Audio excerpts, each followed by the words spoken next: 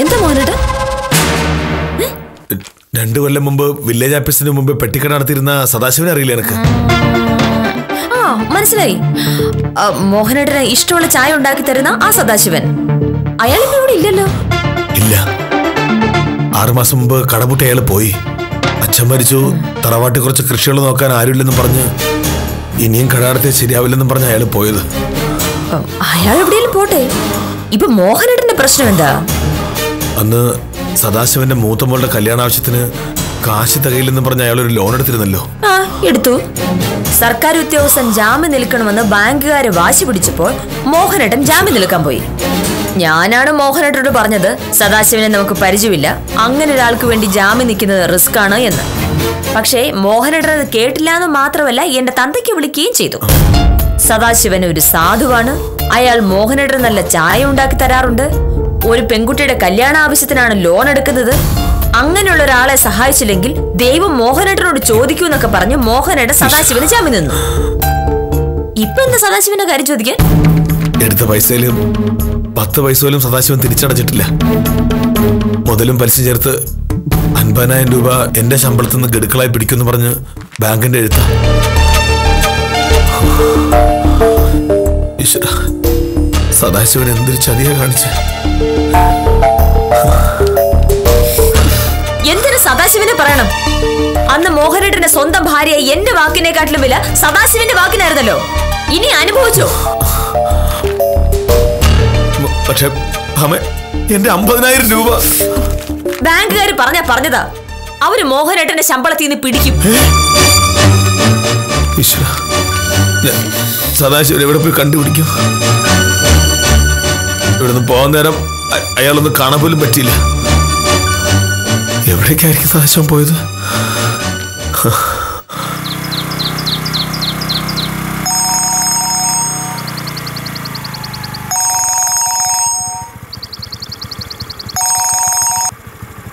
Hello ഉത്തമ, ഞാന് എന്താ സാറേ?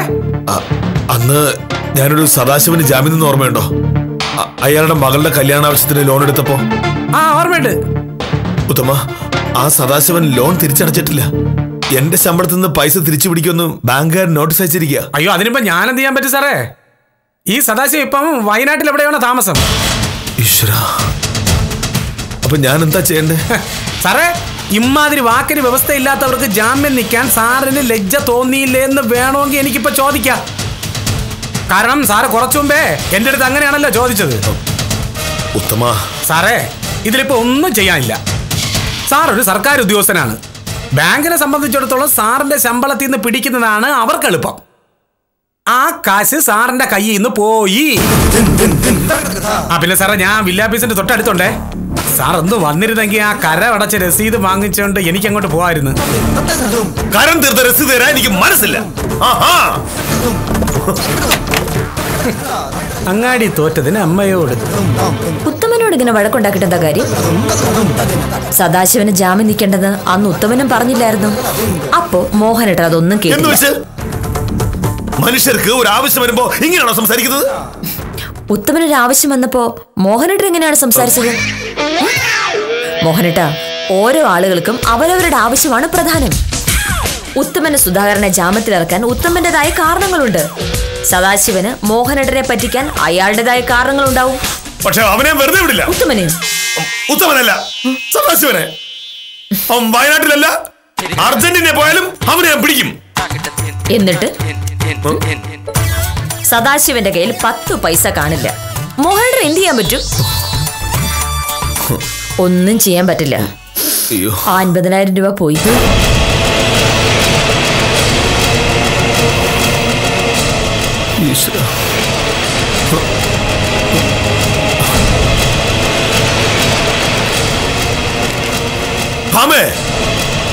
അങ്ങനെ പറഞ്ഞാൽ എങ്ങനെയാ?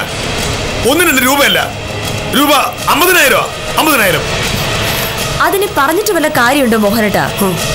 കുറച്ചു മുന്നേ സുധാകരന് ജാമ്യം നിൽക്കുന്ന കാര്യം ഉത്തമൻ പറഞ്ഞപ്പോ മോഹനേട്ടൻ എന്തൊക്കെയാ പറഞ്ഞത്? നമ്മൾ ആർക്കെങ്കിലും ജാമ്യം നിൽക്കുമ്പോൾ അയാളെ പറ്റി എല്ലാം അറിഞ്ഞിരിക്കണം. വിശ്വസിക്കാൻ കൊള്ളാത്തവർക്ക് വേണ്ടി ജാമ്യം നിന്നിട്ടുണ്ടെങ്കിൽ അയാളെ മുങ്ങുമ്പോ ഉത്തമൻ കുടുങ്ങും എന്നൊക്കെ ആയിരുന്നല്ലോ. ഇപ്പൊ എന്തായി? ഞങ്ങളുടെ വാക്ക് കേൾക്കാതെ സദാശിവന് ജാമ്യം നിന്ന് മോഹനേട്ടൻ കുടുങ്ങി. ഞാൻ എന്തു പറയാനാണ്? എന്റെ വാക്ക് കേൾക്കാതിരുന്ന ആലോചിക്കണായിരുന്നു. ഈ സദാശിവനെതിരെ കേസ് കൊടുക്കാൻ പറ്റുമോ? എനിക്കറിഞ്ഞൂടാ. നീ വക്കീലല്ലേ? വലിയ വക്കീല്. വക്കീലന്മാരൊക്കെ മോശക്കാരാണ്.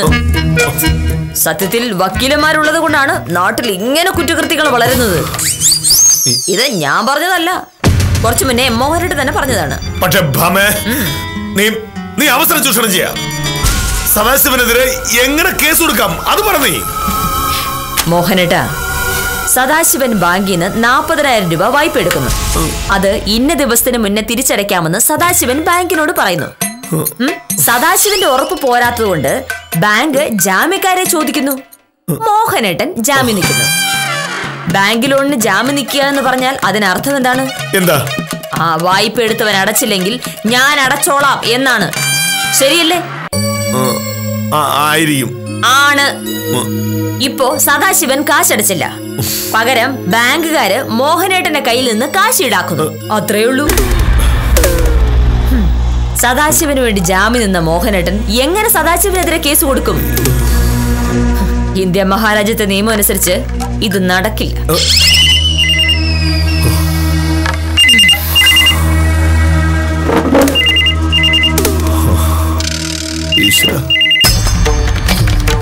എന്റെ 50,000 പോയി. ഹലോ, അതെ, ഉണ്ട്, കൊടുക്കാം സാർ. മോഹനേട്ടാ, ഒരു മിനിറ്റ്.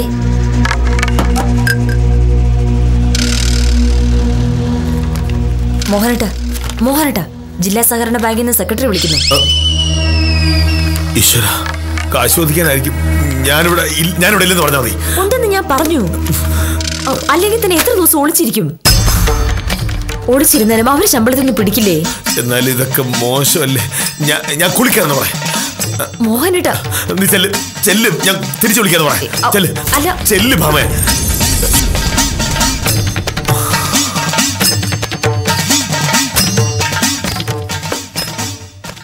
ഹലോ, അതെ സാർ, മോഹനേട്ട കുളിക്കുകയാണല്ലോ. കുറച്ച് കഴിഞ്ഞ് അങ്ങോട്ട് വിളിക്കാന്ന് പറഞ്ഞു. ആ, പറയൂ സാർ.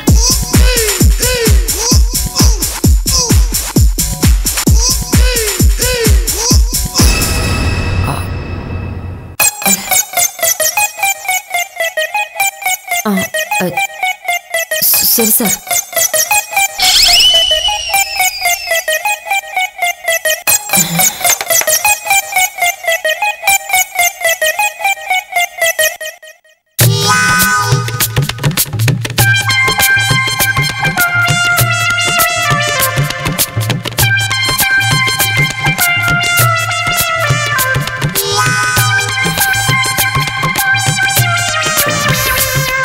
മോഹനേട്ടാ, സെക്രട്ടറി കേൾക്കണ്ട.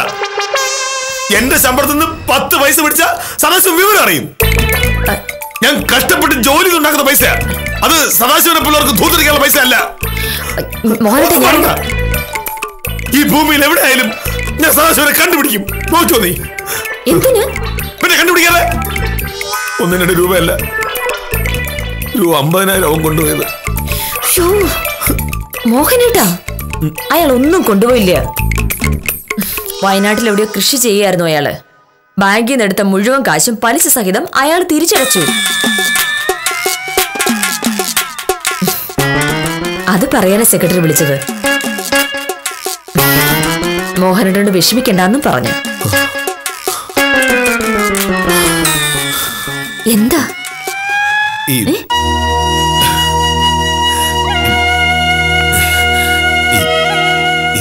സദാശിവ ആളൊരു പാവാണല്ലേ? അങ്ങനെയല്ലല്ലോ കുറച്ചു മുന്നേ പറഞ്ഞത്. പാവം സദാശിവ. അയാൾക്ക് ഇപ്പോഴായിരിക്കും പൈസ ഇട്ടിട്ടുണ്ടാവുക. പൈസ കിട്ടിയാലേ അടയ്ക്കാൻ പറ്റൂ. അധ്വാനിച്ചുണ്ടാക്കിയ പണം കൈവിട്ടു പോയി എന്നറിയുമ്പോൾ ആരും കാണിക്കുന്ന പരാക്രമങ്ങളെ മോഹനകൃഷ്ണനും കാണിച്ചിട്ടുള്ളൂ. പോട്ടെ, പാവം വില്ലേജ് ഓഫീസർ എന്ന് നമുക്ക് കരുതാം. ഇനി ഈ ജന്മത്ത് ഈ വില്ലേജ് ഓഫീസർ സ്വന്തം ഭാര്യയായ സത്യഭാമയ്ക്ക് പോലും ജാമ്യം നിൽക്കാൻ സാധ്യതയില്ല എന്ന് കണക്കുകൂട്ടി തൽക്കാലത്തേക്ക് വിടാം.